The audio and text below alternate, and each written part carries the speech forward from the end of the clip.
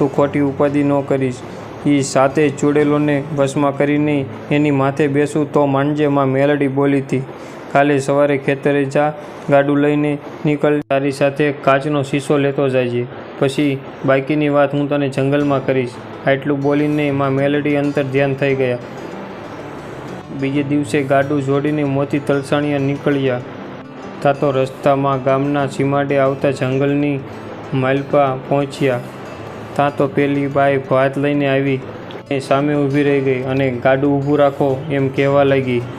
જેવા મોતી તલસાણિયા ગાડાની નીચે ઉતર્યા ત્યાં તો ઝાડની પાછળથી બીજી 6 ચૂડેલો બોલવા લાગી કે તારા ગઢાબાને પૂછીને આવ્યો છું ને, આજે તો અમે તારી સાથે આવવાના છીએ. ત્યારે મોતી તલસાણિયાએ કહ્યું કે મને થોડોક સમય આપો, હું થોડી જ વારમાં મને ઝાડની પાછળ જઈને આવું છું. આટલું બોલીને ઝાડની પાછળ જાય છે અને માં મેલડીને યાદ કરે છે.